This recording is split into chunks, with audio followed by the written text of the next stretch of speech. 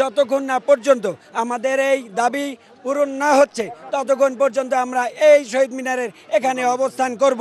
প্রয়োজনে আরও কঠোর কর্মসূচি আসছে। আজকে আবার আরেকটা সেশন বসবে বিকেল 5টার পরে। আশা করছি সেখানে কিছু একটা হবে। দাবি আদায় না হওয়া পর্যন্ত আমরা ঘরে ফিরছি না।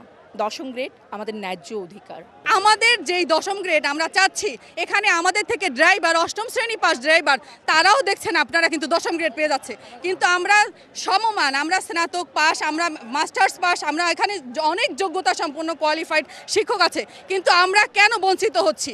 বাংলাদেশে অন্যান্য চাকরির বিধিতে আমরা দেখি স্নাতক পাস যতগুলো আছে তাদের বর্তমানে গ্রেড হচ্ছে 10ম। এই জন্য আমরা প্রাথমিক বিদ্যালয়ের সহকারী শিক্ষক, আমরা এখন যোগ্যতাতে শুধু স্নাতক না, আমাদের প্রায় 4/3 শিক্ষক মাস্টার ডিগ্রিধারী। এই জন্য আর যেহেতু প্রাথমিক শিক্ষা বর্তমানে শিক্ষা ব্যবস্থার সবচেয়ে গুরুত্বপূর্ণ, এই জন্য আমরা মনে করি যে প্রাথমিক বিদ্যালয়ের সহকারী শিক্ষকদের যদি 10ম গ্রেড দেওয়া হয় তাহলে এখানে আরও যোগ্যতা সম্পন্ন টিচার এখানে আসবে এবং কর্মরত থাকবে।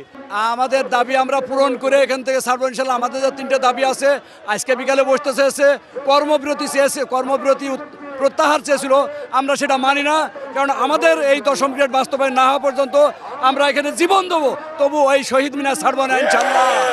এবং আমাদের যে 3 দফা দাবি আছে, আমাদের যে ক্লাস বিরতি চলছে, আমরা যে কর্মবিরতি চালাচ্ছি, এটা সারা বাংলাদেশে অব্যাহতভাবে চলবে এবং প্রয়োজন হলে আরও শিক্ষক আমাদের আসবে। আগামীকাল প্রয়োজন হলে আমরা কর্মসূচি দেবো, প্রত্যেকটি বিদ্যালয়ে যাতে আবার তালাবদ্ধ করা হয়, এটা বাস্তবায়ন করেই আমরা বাড়ি ঘরে ফিরবো ইনশাল্লাহ। সবাই আমরা সেই দাবি নিয়ে এখানে অবস্থান করব।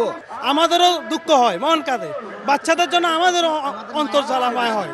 সুতরাং বাচ্চাদের প্রতি আমাদের আন্তরিকতা বেশি, আমরাই তাদেরকে বেশি ভালোবাসি, তাদেরকে লালন পালন করি, তাদেরকে শিক্ষা দেই এবং জাতি হিসাবে গড়ে তুলি। সুতরাং আমরা প্রশাসনের কাছে সামান্যটুকু দাবি জানাচ্ছি, যাতে শিক্ষকরা 3য় শ্রেণীতে পড়ে না থাকে, তাদেরকে যাতে যথাযথ মর্যাদা দেওয়া হয়। প্রশাসন আমাদেরকে রক্তাক্ত করেছে, আমাদের দাবি মেনে নিচ্ছে না, আমাদের দাবি নিয়ে কালক্ষেপণ করছে, টালবাহানা করছে।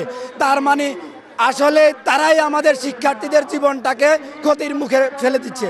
আমরা চাচ্ছি আমাদের দাবি মেনে নেক, আমার কর্মস্থলে ফিরে যাবো। তবে যেই ক্ষতি হচ্ছে, আমরা আমাদের এই ক্ষতি, আমাদের বন্ধ 3 আমরা সেই ক্লাস নিয়ে পুষিয়ে দেবো। যদি আমাদের দাবি মানা হয়, আমরা যে কর্মঘণ্টা নষ্ট করেছি সেই কর্মঘণ্টা আমি স্কুলে পাঠদান দিয়ে আমরা সেটা পুষিয়ে দেবো।